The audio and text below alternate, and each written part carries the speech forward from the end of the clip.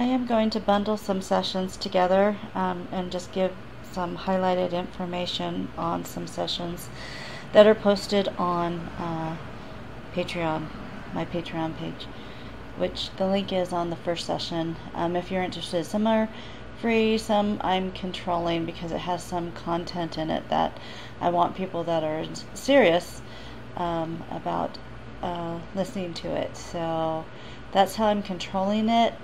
As I'm given permission, I will open more of it up, but it's going to be slow. This is going to be throughout the year. So until there will be a right time, and I will let you know as my protectors instruct me. I love you. You are extremely beloved across the veil, and we will protect your heart. I believe we gave that a little bit before.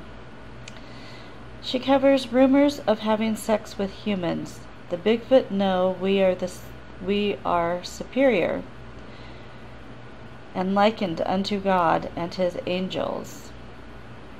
They want that. And we're talking about humans. The Bigfoot know that we are likened unto the highest power. Those that break the laws and mate with humans. They take the children because they are like precious jewels to the Bigfoot. They die because the children are unable to survive in the outdoors with no real food for them. They take off the clothes because they don't understand them. They feel if naked you are like them, which Bigfoot. Children are unable to survive. Most humans they take are unable to survive them that break the laws. Natil tells me in the second session that she is living, that she is not deceased, and she is in the Montana area. Let's see, and I'm not editing these, so these are real. So any sounds or dog barking behind will be just because I'm not going to edit these. I just wanted it real for you. When I feel comfortable and that we feel that we have people that are understanding what I'm doing, I will turn on the comments and the likes. But at this time, we're going to keep things disabled, and I just want you to listen to her words and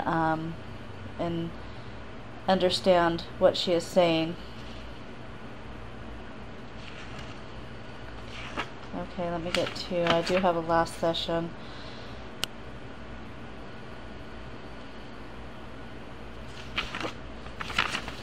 She was very interested. I follow Colorado Bigfoot, and he had Utah Sasquatch meet him up in Colorado, and Natil was extremely interested in that. She's interested in both those people. She feels that Colorado Bigfoot is the most reverent towards her and would not harm her.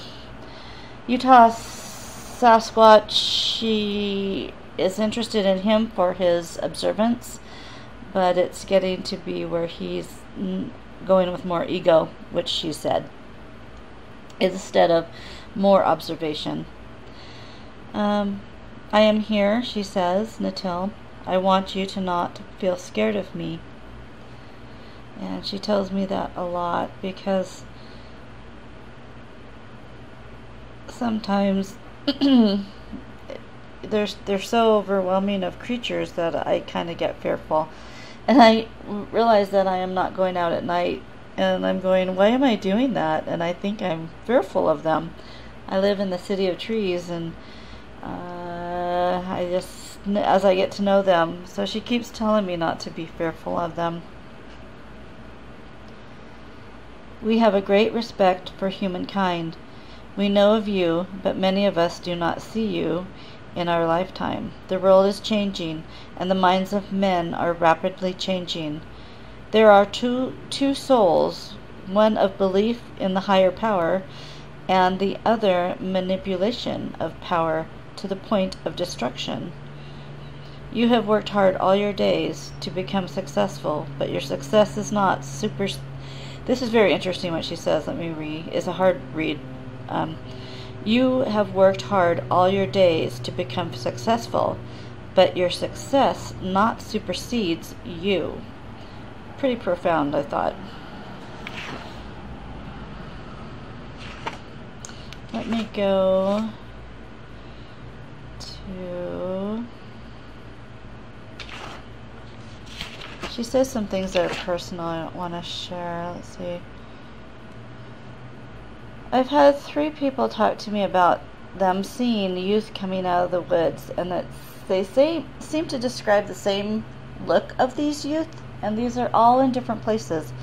Utah, Washington, and Idaho, Higher Idaho by Soundpoint.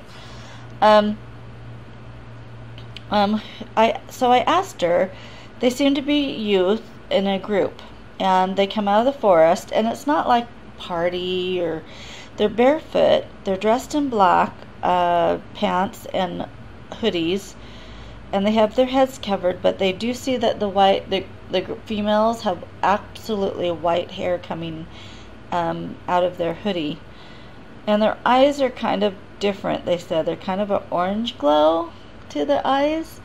So, and then they're walking barefoot, but they also notice that these are Bigfoot observers, that there's a lot of activity in the forest at that wee hours of the night.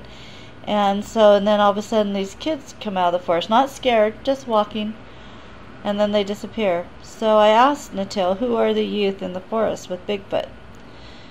They are the Pleiadians. I spelt it Pleateons,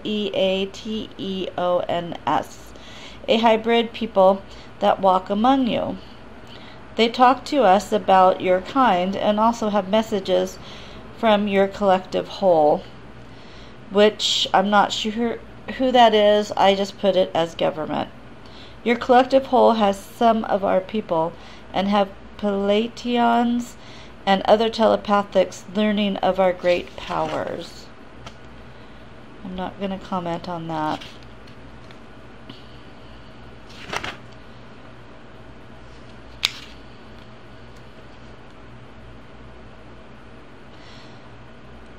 Okay, I'm going to save that one for later. Sorry guys, I'm just going to go through my sessions. I have a few. Let me just go to my very last one that I just had. Oh, and when she comes to me and I write things down, I kind of call it the Edgar Cayce sessions, because I do write them down, but it's like my eyes are almost closed as I'm writing, so sometimes I have to relook at what I'm doing. And a lot of times I don't realize how long these sessions are as I just keep writing and turning pages. So if I ever get a transcribe, I'd kind of like to lay on a couch and just talk, because it puts me into a trance, and it just makes me extremely tired. So let's go on my last session. Natil is present. The first thing she says is not all Sasquatch species can cloak, which is very interesting. Only certain tribes. The darker they are, the less they have for such measures, she says. There is so much to tell. There's so much to tell you, and we will meet often. I worry about man and us. We both are so curious about each other, to the point of bad choices. Let's talk about upcoming times, she says. There's going to be a time of need for your species. Each family will revert back to their own means. They will have to sustain themselves, such as with water and food and gardens. Prepare for this for the next 2 years, Robin, she says. You, as always, will be prepared and taken care of. Many will come to know your kind, and listen and trust all your wisdom. After the time that the sun turns dark, only you will recognize the true meaning as they crucified the Son of Man, and then the total eclipse sustained, causing many earthquakes and mountains to rupture. So I believe right there she's telling us that when Jesus was crucified, and he did pass to the Father, that there was darkness. I think there was darkness for 3 days and 3 nights. And I believe she was saying that his death was on the cusp of an eclipse, a total eclipse. So, and I actually kind of felt that prior that this is kind of a spiritual thing, this eclipse. And those that are using their mediumship and intuitiveness are going to be tenfold. They're going to be blessed with more energy on this. This time you will be aware of the shift of your energy. As you are loyal to your talent, you will manifest great things and truths. We will meet as often as you can sustain, and your health will repair each time. The energy is a healing agent. Come to the forest, write what I have to say. You are going to be well received to those on the trust and understand your loyalty to me. I think she's saying those that understand the psychicness of this, the Bigfoot, will understand what I'm saying. And others. We trust you, we love you, we will talk to you when you come to us. So many are false, she says, that say they know us. You have been wise on who you can trust. I'm kind of understanding, because I've been learning and watching a lot of YouTube channels of people with Bigfoot, and I kind of have the discernment of who's real, who's honorable, and who has just a very much an interest in these personages, beings. So, and I kind of gotten the clue of who might have started out strong, but they're getting into more of the ego. And when I say the ego, that they're getting more into the attention of it. They're bringing tons of people out to trample the Bigfoot lands, and I don't feel that they're now into the care and understanding and spiritualness of these beings, and because of that, they will be short-lived. These people will peak, and I believe one is peaking now, and I believe then people will start figuring this out. The more he talks, the more people are understanding that he's changing, and he's going more into the ego. So just leave it to the people. They'll start to get it. People are smart. Once again, we will meet soon. I know this takes all your energy and brings on head pain. Sometimes when I do sessions, I do get pain in the frontal part of my head, and I don't know if it comes from my eyes straining. I'm not sure, but I just rest and then it goes away. When I do cold cases, I'm usually in tune to the victim for long times, like for 4 or 5 months, and I do get extreme headaches. So I'm not sure if other intuitives get the headaches, the pain in their heads, or if it's just me. She says, I love you and love basking in your energy. Join the world at the Dark Sun event, and you will feel the shift in your consciousness. You will become more clear and eye-seeing, she says.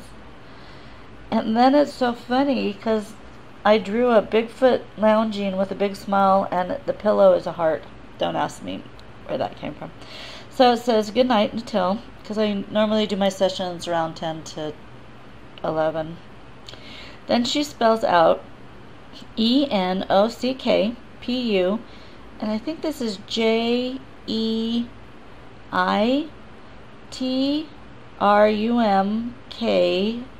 and then LOOOOO. So if that's her language, I'm not going to say it because I really don't know how. So you guys, peace out.